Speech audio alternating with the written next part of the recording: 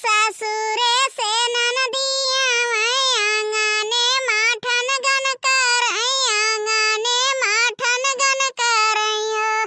सासुरे से ननदिया आंगने माठन गन करैया आंगने माठन गन करैया ओ भौजी दैना दियति सुने कै कांगनावा भती जवाने उछावर हो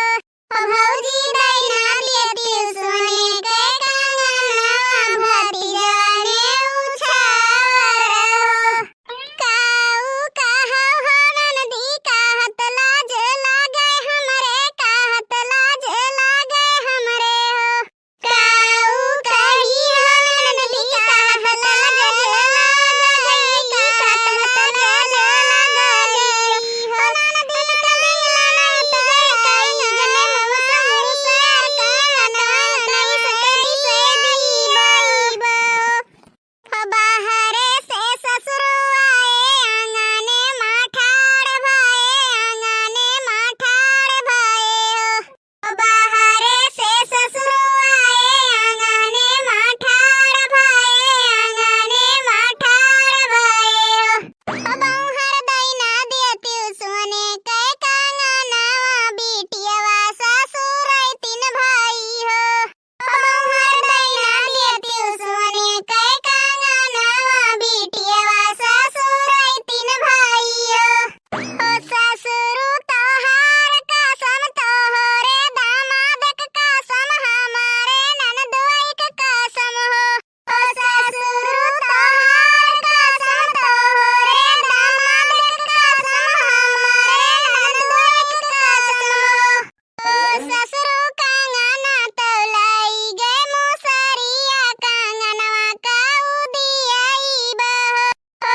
ससुरु कांगना तौलाई गे मुसरिया कांगनवा काऊ दियाई बहो बाहरे से जेठौआ आंगने माठाड़ भाए आंगने माठाड़ भाए हो भयो दैना दियति सुने कै कांगनावा बहिन ससुर तीन भाई हो बाहरे से जेठौआ आंगने माठाड़ भाए आंगने माठाड़ भाए हो भयो दैना दियति सुने कै कांगनावा बहिन ससुर तीन भाई हो कहवर कई जिज्जी सहजे काम लइका आई कहिया बैठ जात हूँ तोहरे बिटियावा के बेटवा भवा है का बैठी सोहर गावत हयू का हुए रे दखनाही हमार खुशी तो का देख लाई जात है मने जब तो कस के ठंडी पड़त रहा हाथ गोड़ पाला हो जात रहा तब तो माजे किनारे नाई जात रही खराहरा उठावत रही मोहारा निखारत रही और जौने दिन से गर्मी पड़े लागो वही दिन से बर्तन लइके भागत ही इनके कौनो भाषा समझे में नहीं आवत है दोनों काऊ कहा चाहत हूँ तनन के लुगरिया लइके भागी का देवरान है तो देवरान खानी रहियो जेठान बने के कोशिश ना कियो ना इज्जतिया उतार के खूंटी में टांग दिए का जान लियो तोहरे असत का जेठान वही गड़हवा में पड़ी ही कुल वही नास काटे बनवरिया के लागे नहीं तो कुल कमाई के खर्चा देख सकत है पूरा जिम्मेदारी और कहूँ हमें शहर के हर लइके नहीं रह पावत है लेकिन कुल वही नास काटे के लागे भौजाई के मोता की भयो के मोता की मातारे के मोता की और मटका चाहे चूली भर के चली जाए तेरा ना बोलती बड़काई जिज्जी तो बड़ा नीक रहा अगर मेहरारू सीधी रहे तो वन्ना गाय कहिए अगर वही मर्दे सीधा रहे तो वन्ना गधा कहिए गधा ऐसा बैठा है कुछ बोलाई के नहीं जानते ऐसा रहा कि तुहे जिया लिहन नहीं अबली के शमशान घाट पर पहुंची हुआती हूँ कही जिज्जी हमें मौत का डर नहीं है तो यह बात का है कि मरे के बाद मोबाइल के करे हाथ लागी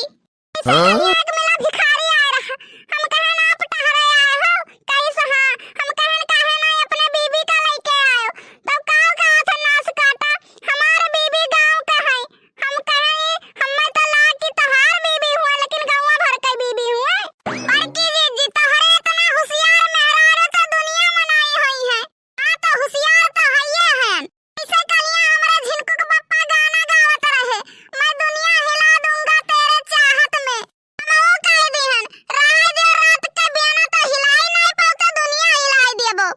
आगे